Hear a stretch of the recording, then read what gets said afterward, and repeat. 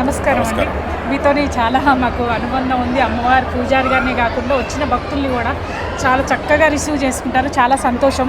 అలాగే మనకి ఈ పర్వదినాలలో ఏమేమి కార్యక్రమాలు జరిగినాయి, అలాగే ఈరోజు ప్రత్యేకంగా ఏంటి? శ్రీ చిత్తార్మ మహారాజ్ఞే నమః. సర్వమంగళమాంగళ్యే శివే సర్వార్థి సాధకే శరణ్యే త్ర్యంబకే దేవి నారాయణీ నమోస్తుతే. ప్రతి సంవత్సరము వలె ఈ సంవత్సరము కూడా పౌష్యమాసంలో సంక్రాంతి తర్వాత వచ్చేటువంటి ఆదివారం నాడు అమ్మవారి యొక్క జాతర బ్రహ్మోత్సవాలు ప్రారంభమవుతాయి. ఈ దేవాలయం ప్రారంభమై 1976వ సంవత్సరంలో ఈ యొక్క నిర్మాణము ప్రారంభమైంది. ఈ రోజుకు 2020 సంవత్సరానికి 50 సంవత్సరాలు పూర్తయిపోయింది. అంటే 50 సంవత్సరాలు పూర్తి కావడం వల్ల అమ్మవారికి స్వర్ణోత్సవంగా జాతరను ఈసారి ప్రారంభం చేశాము. ఇక అమ్మవారికి 17 తారీఖు నుంచి 20 తారీఖు వరకు కూడా అమ్మవారి యొక్క బ్రహ్మోత్సవాలు జరుగుతూ ఉన్నాయి. 17 నాడు అమ్మవారికి గణపతి పూజ, పుణ్యాహవాచనము, పంచగవ్య ప్రాసనము. 18 నాడు అమ్మవారికి చండీ హోమము.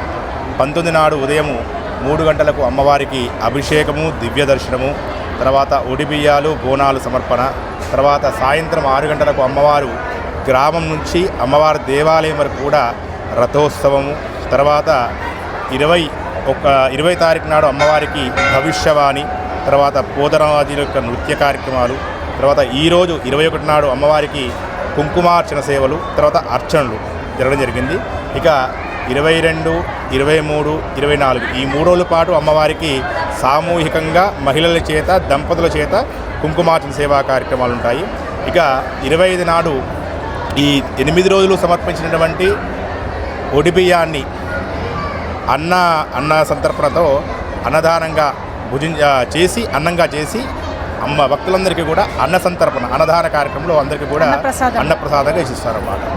ఈ అన్నప్రసాదంతో ఈ యొక్క జాతర యొక్క బ్రహ్మోత్సవాలు కూడా ముగుస్తాయి. చాలా చక్కగా చెప్పారండి. అలాగే మనకి భక్తులు 49 సంవత్సరాలకి వచ్చిన భక్తులకి ఇప్పుడు 50 సంవత్సరం భక్తులకి ఏమన్నా భక్తులు పెరిగారా? చాలామంది. అప్పట్లో 100ల్లో వస్తున్నటువంటి భక్తులు ఇప్పుడు లక్షల్లో వస్తున్నారు. చూసారు కదా, మనకైతే చిత్తారమ్మ తల్లి మహిమ అంతా ఇంత కాదండి. అంచెలంచెలుగా ఎదుక్కుంటూ ఇప్పుడు 50 సంవత్సరంలోకి అడుగుపెట్టింది. ఈ జాతర అయితే అంగరంగ వైభవంగా కన్నుల పండగగా జరుగుతుంది. ఎక్కడెక్కడ దూర ప్రాంతాల నుండి కూడా రావడము, అలాగే కింటాలుగా కూడా భోజనము అన్ని సదుపాయాలు ఏర్పాటు చేసి, అంటే 1 కింటా కందిపప్పు, 1 కింటా పెసరపప్పు, ఇలాంటి అంటే రైస్ కూడా ఎన్ని కింటాలు 25 కింటాల రైస్ వరకు కూడా వండి పెట్టడం జరుగుతుందని లాస్ట్ టైం మనము కమిటీ మెంబర్స్తో విన్నాము. ఇప్పుడైతే మనం చూసుకున్నట్టయితే అమ్మవారు ఈ జాతర అయితే 50 సంవత్సరాలు కంప్లీట్ చేసుకుంది. చాలా సంతోషంగా ఉంది. ఇలాగే ప్రతి ఒక్క భక్తులు కూడా వచ్చి ఏమన్నా కోరికలు ఉంటే అమ్మవారిని కోరుకుంటే కోరుకున్న వారికి కొంగు బంగారమై అమ్మవారు తోడుగా ఉంటుందంటారుగా, అలాగే ఇక్కడ చాలామందికి కూడా అదే నిజమైంది.